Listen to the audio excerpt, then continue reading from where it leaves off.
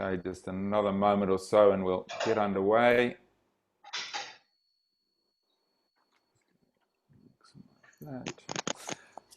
All right, everybody, welcome to this, I think is the 4th edition of the AMPSEA webinars. Great to have so many people that have signed up. I'm Robb, I'll be your host today. Lots of familiar names on the chat there. I'm the CEO and founder of Mass Participation World, based between Bali and Singapore, sitting in Bali today. And delighted to be joining you today to host the AMPSEA practical tips on how to navigate the new landscape of event permitting with regard to COVID-safe events. We've got 3 people that are going to talk to us today. Delighted that Chris Heffernan, the Managing Director of Spartan Race Australia and of course the Chairman of AMPSEA, joining us from lockdown in Melbourne. He's going to give us an AMPSEA update. Welcome, Chris. Good to see you again.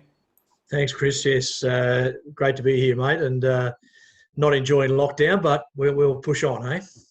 Absolutely, yeah. And with some reconnection of Lenny Chong, or Leonard Chong, Event Strategy and Insights Director at Tourism and Events Queensland. Lenny, we caught up in Singapore about this time last year, and how the world has changed in that time. Great to see you again. That's right. Hi. Good morning, good afternoon, everyone. Glad to be here. Thank you. Thanks, Lenny. And Hailey Mason, the CEO of The Shift Sydney, also saw you the last time in Singapore a couple of years again. Hailey, thanks for joining us. And you, thank you so much for having me. And you said before we started, you've sent your team off to the pub. Hopefully they're watching you on their phones while they're having a beer and being socially distanced. Folks, just a couple of housekeepings as we get underway. Please stay mute. I do have both the chat and the Q&A up, so at any stage, if you'd like to pop some questions in there, I'll try and feed them into the conversation. We've got 30 minutes allocated. If we end up with a bunch of questions that need to be answered, we'll beg forgiveness and we'll go over for maybe 5 or 10 minutes to do our best to try and answer all those. Just a couple of initiatives that we at Mass Participation World run that may be of interest to some of you. A thing called the Aid Station, which is, there were 5 days a week, they're now 3 days a week. Interviews with industry people from all over the world. We've done over 70 of those. Got a great one going out today with the race director of an event in Mali in the Maldives, an amazing event that's created a huge impact on the community there. We have been running weekly webinars. They'll now be moving to fortnightly webinars, and our next one will be next week about charities and the powerful impact of purpose-driven events in this environment. And then, which will be shortly announced, but to mark your dates now, on the 6th and 7th of October, we will be running an MPW online summit with speakers from all over the world. To help you with any of that, please email me directly, chris@chrisrob.asia, or the information will be on the Mass Participation World Facebook page. This is actually currently being live streamed there, so if any of your colleagues or friends have missed out, the recording will be there, and I know it's being recorded, and Shannon and the team will post that. So quickly moving on to the agenda. First up, we'll hear from Chris, and then Hailey's going to give us a bit of an event organizer perspective, and Hailey's been successful in getting some approval, so she's going to share some of the tips in terms of how that's happened and what she's been able to achieve there. And then Lenny will give a perspective from a kind of an intermediary government perspective with some great insights, I'm sure, as well. So why don't we start, please, with handing over to you, Chris, to give an AMPSEA update, please. Great, thanks, Chris, and thanks again to you for facilitating today, and to Lenny and Hailey as well. Appreciate you guys supporting AMPSEA and coming on board for today's webinar. It is great that we've got some events starting to come back. AMPSEA is very much a national body. We've got 15 people on the executive that are representing all states and territories, meeting weekly, and we felt it was really important that at this time where various parts of Australia are in different conditions relating to COVID, with, as I said, Queensland coming back a little bit, which is great, but also obviously the restrictions in Victoria, to make sure that on a national basis we're continually communicating with everybody. I think it's really, really important. A couple of particular things that we've been working on that we wanted to communicate to the broader community. First of all, that we've got very strong liaison going with the Australian government. We felt that it's very important that we pursue stimulus on behalf of the industry, federal government funding. We've had strong liaison with the Minister for Sport, Senator Colbeck, and his office. We've also drafted a presentation, a stimulus package, which was presented to the Chief Advisor last week. On the feedback from the advisor, we are modifying that package currently, and we'll be incorporating elements of economic stimulus or into regional Australia, because many of our mass participation events are located in regional areas which have also been hit pretty hard by COVID. So pleasing on that point, we've had strong support from Senator Don Farrell, who also personally has gone in and represented AMPSEA to the Minister. There is a bipartisan approach here with our industry, and we think that's a really strong initiative. I'd personally like to thank and recognise the work with Steve Monaghetti, one of our ambassadors who's been part of the process, Susan Calvert, and also Dave Beach, who have led the charge in terms of meeting with the government and pursuing that. We've also had a significant amount of liaison across the states, and where all of our members have been involved based on their location. And we've engaged really strongly with each of the state ministers, state departments. There's a range of communication we've had with them. We've had a number of them, including ACT and Tasmania, write directly to the federal government on behalf of AMPSEA to support the industry, which is excellent. And we've also got strong support from the National Mayors Association, which is representing local government, and been liaising strongly with them. So huge amount of work being undertaken in the government space. Really pleased to hear that JobKeeper has been extended by the government, but make no mistake, we are pushing really, really hard to get stimulus into the mass participation sporting events industry. Huge statistics in terms of people potentially not coming back, industries closing. So we are pushing that really, really hard on behalf of all the members. We're also involved heavily with the federal government in the Department of Health. We reached out to the COVID-19 Sports and Health Advisory Committee some months ago, and who are setting policy in terms of events and being able to return and being able to stage safe events. We're really pleased to be able to report that that approach has been welcomed by the committee. We've been able to send in recommendations to in terms of direct policy, in terms of national guidelines, and we've had direct communication and continue to have direct communication with the chair of the committee, Dr. Nick Coatsworth, who many of you would have seen in the media regularly. So AMPSEA is certainly front and centre in terms of that, in that regard. We've also been participating with Robb regularly with the global situation in terms of mass participation world. So Chris, thanks for your promotion there. We're appreciating that, mate. And I'd also, we've been continuing to update documentation and supporting our members around processes in terms of applying for events, templates and so forth. We will be posting some of the information that Hailey's going to be sharing today. So keep checking the website, keep checking social media. There is that information and documentation being constantly put up there through the AMPSEA website, so ampsea.com.au. Finally, we've now got 360 plus members of AMPSEA, which is fantastic when you think we're only sort of 12 or 13 weeks old. But we encourage people to continue to join.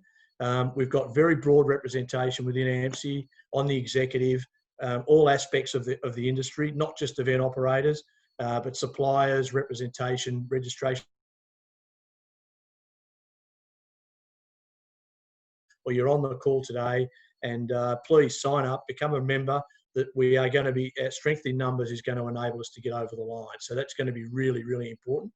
And make no mistake, to conclude with, our number one policy at the moment and is to chase government stimulus. There's a huge amount of work going into this, and we'll continue to keep the members updated because it's a key area across our whole industry, and everybody's deeply affected, and we understand the importance of it.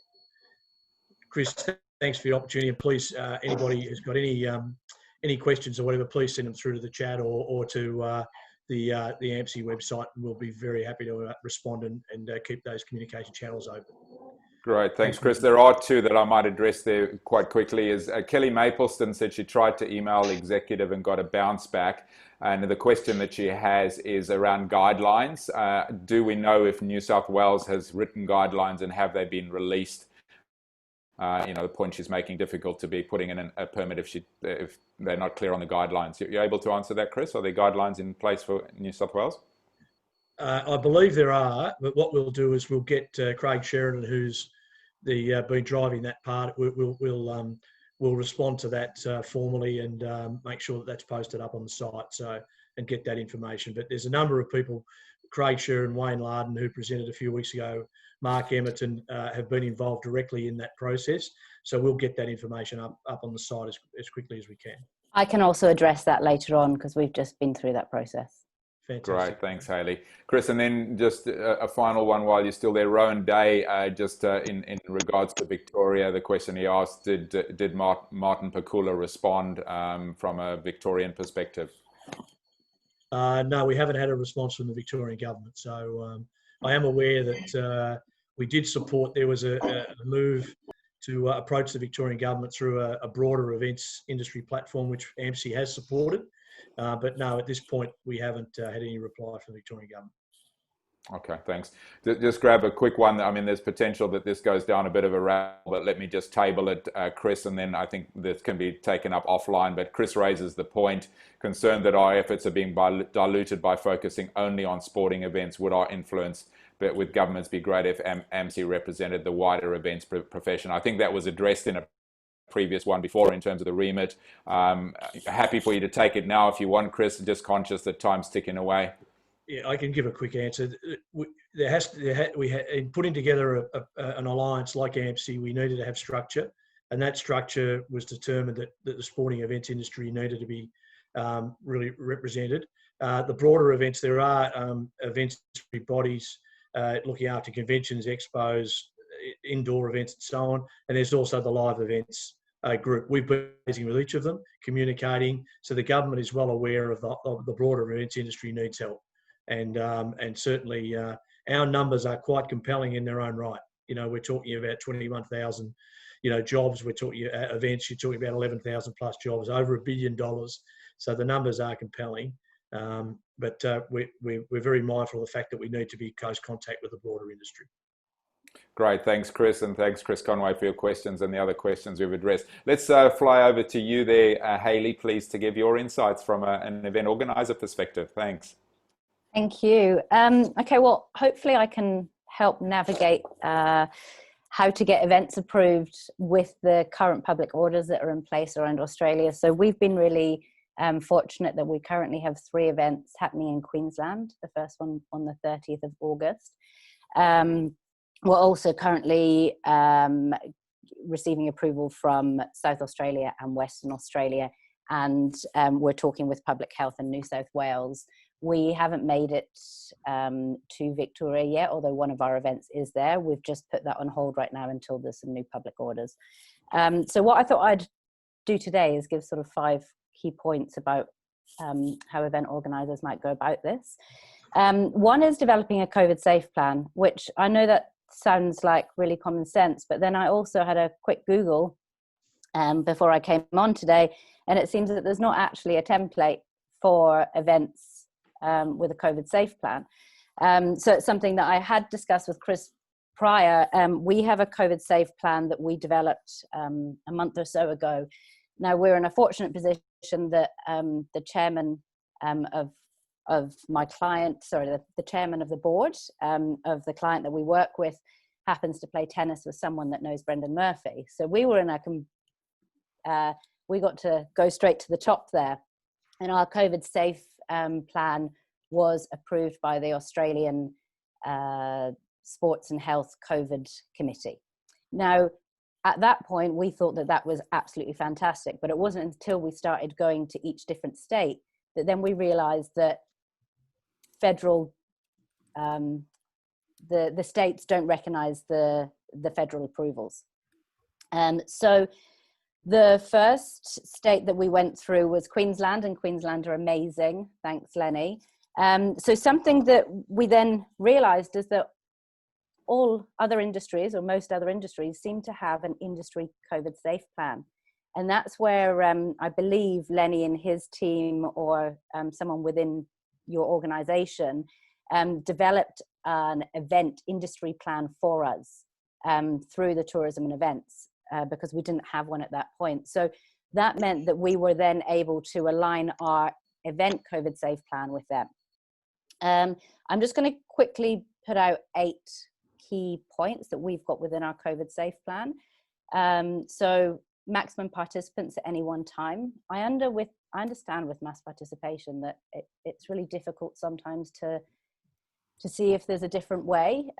Again, we're fortunate in that we've been able to be really agile, and we're able to commit to not having any more than 200 participants at the start area at any one time, because our event is an A to B event. And then with that, what we've done is we've decided to scrap all waves, and we're doing a check-in and go. So when people come to our event site, they check in, they get their bib, and they go straight through the start line with no big fanfare. Now, with that as well, we're fortunate we've got been using a new technology for, well, it's not really that new, maybe for the last 5 years we've been using it, is where we scan the bib, we scan the e-ticket, and it connects it. So there's no, that limits the amount of time that someone's waiting around trying to find a bib. Streamlined check-in, sorry, I've just gone through that. So discouragement of static gatherings. And so we had to make sure that as quickly as possible, we were getting people into the event site and out again. We had to address interstate travel. Obviously in the last week or two, it has just gone from one ruling to another. So that's been pretty crazy to manage, to be quite honest, that we're used to traveling a crew around. But we now have some amazing processes in place that we think that we can do this with crew from all different states. And, you know, that's a great opportunity for people in the industry to jump on board and join our events. Recording of participant details, physical distancing, obviously, and then downloading the COVID Safe app. So that's an extreme summary. But essentially, the COVID Safe plan needs to address all of the items that are in the roadmaps for each state.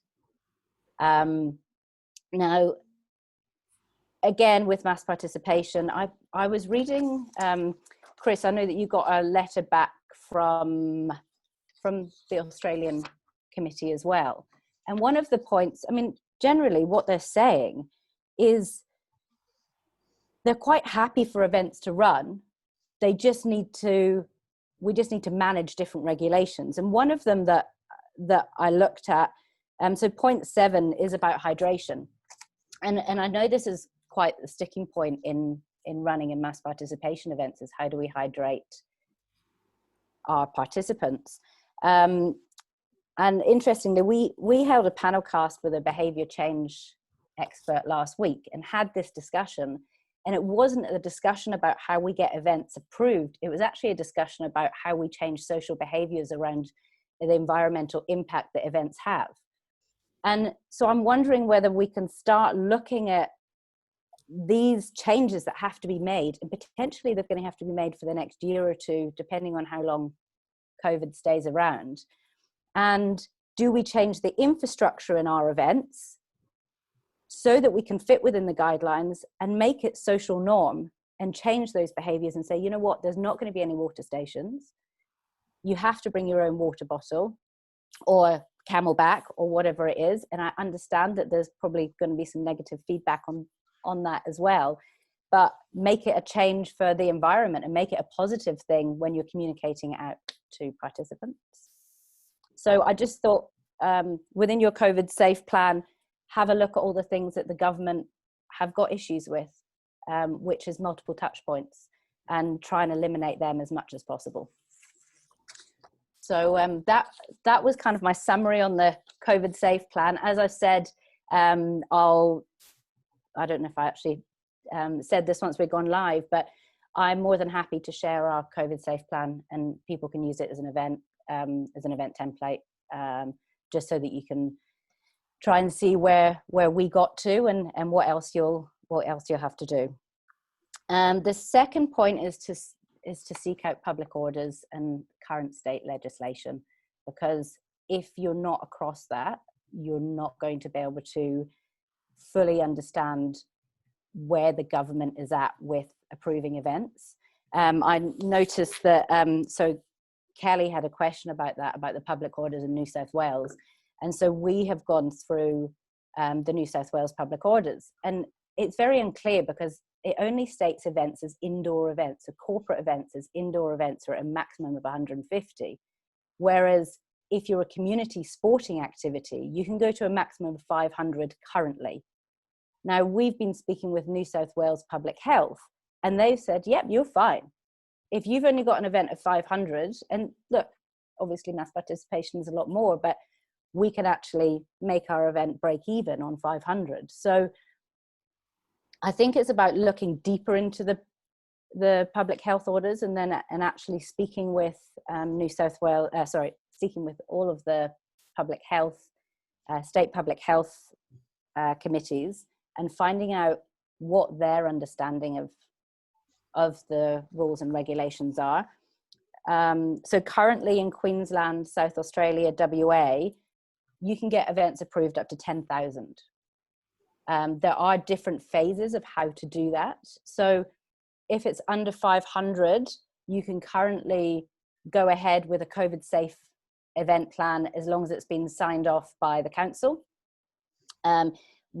If you've got up to, I think it's up to 1,000, might be up to 5,000, depending on what state, you have to have a COVID safe event plan signed off by a local public unit. Now, a local public health unit, and your local council should be able to direct you to that person. So what we've had recently is, even in New South Wales, is the council saying to us, oh, but the regulation right now is that no more than 20 people can gather. Now, that is the rules that are set out for a gathering under a non-commercial state. So people can't gather in more than groups of 20 if there's no organization taking responsibility for that. But we can gather up to 500 if we can take responsibility and there's a commercial business behind it with a COVID safe event plan that has been signed off. I hope I'm making sense right now and everyone's following where I'm going. So look, right at this point, it's a fairly simple, transparent process with Queensland, South Australia, Northern Territory and WA. There is a framework for events to get back up and running. We do have an industry plan only in Queensland though, and that's something that we really need to work on, is to get an industry plan approved for each state so that it makes it easier for each event to go ahead. Thank you again, Lenny. That just made our life so much easier. So we do have, with the regulations, they do evolve, and I've got some dates. I'll let you know those dates in a bit, that all these public orders will change and they'll amend, and so you constantly need to keep over them. So next point is amend your event plan, amend your risk assessment. So anything that you put in your COVID safe event plan, amend your risk assessment and normal event plan, staff briefings, documents. So it's not just about writing it down on a piece of paper and hoping that, you know, your staff will miraculously know what to do. The government needs to know that you're going to follow through with this, and the participants need to know that you're going to follow through with it, and your staff need to know, because nobody wants to be around crowds at the moment, but they do want to participate, they do want to have fun, they do want to get back into the world of events. They just want to know that they're doing it safely. Something that we've had to do, which is quite interesting, especially in Queensland, South Australia, is measure the area that we have and either divide it by 2 square meters or 4 square meters, depending on what the current legislation is, so that we can find out what the maximum amount of people are.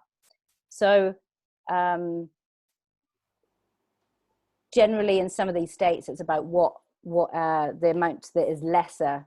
So if it's either 500 people or it's 5,000 people, or you've got a square meterage of X, which is less than 5,000, you can only have up to that. So again, these are all rules that are available. It's just they're really difficult to find. So I'm happy again as well to send some links to put on the Facebook page.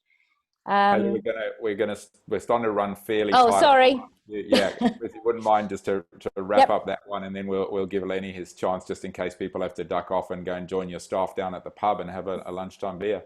Absolutely. So look, another one is get your communications right. After you've got approvals, that's not the end. People really, really need to see that you're going to do a COVID safe event. And if your event's not safe and it gets shut down, potentially that's got even more severe effects for the industry. And the last one is about sharing knowledge. So if anyone finds out anything that, we don't know, please let us know. I'm going to share the event template because I think it's really important that our industry gets back and gets back safely. Fantastic. Thanks, Hailey. A couple of key points I picked up, and a really big one is obviously the behavior change. I think, the analogy we've used a lot here is, health and safety. This is the comparison to what Boston bombing did from security overlay and so on. And I think the reality is everyone I speak to, it's going to be here. We've been doing a lot of discussion with the likes of Chicago Marathon, and they're making plans that COVID-esque type of things are going to have to be part of your plans going forward. Maybe not to the extremity that we have right now. The integration of the plans into everything, not just a COVID safe plan that stands in isolation. It needs to be integrated into everything else. And communications, all important. There was a question in the chat about reputational risk if an event gets cancelled. And I think that was something we were talking about on the planning call yesterday, Chris, is the big challenge is that you can, you are unfortunately in a position as an event organizer of having to take this commercial reputational risk at the moment, knowing that your event could be pulled a week or a day before it goes ahead, and you need to build that into your plans, have holding statements from a communication perspective, not suddenly be scrambling on Thursday afternoon if you get told it's being cancelled, that you haven't prepared a holding statement and communication with the risk that it might be cancelled.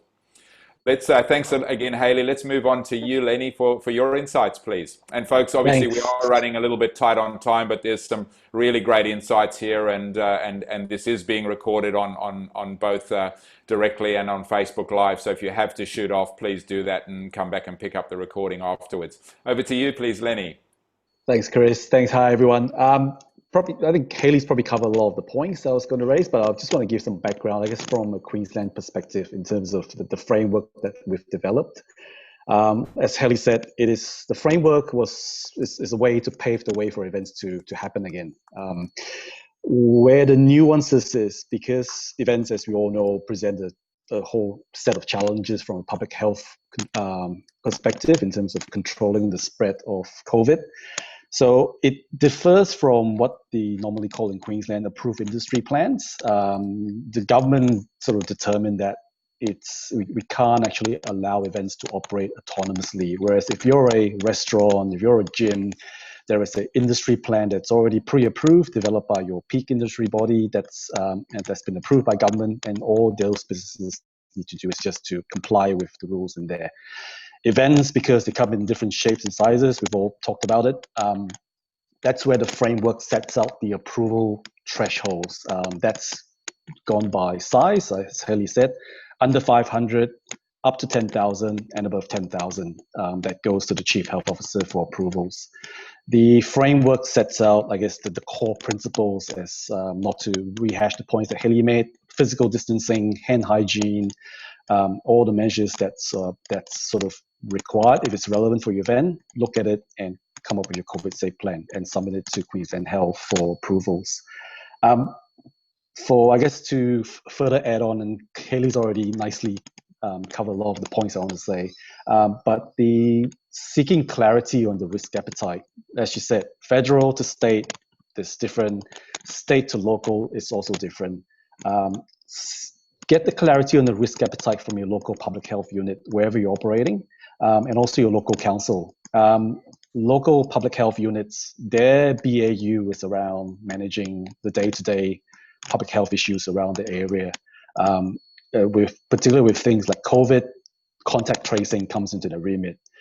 issuing quarantine notices. So whenever a hotspot comes up, and we've just had one that's occurred in Brisbane South, that public health unit will just have to drop everything to manage the COVID-related issues, and that will come up in terms of you trying to get timely approvals.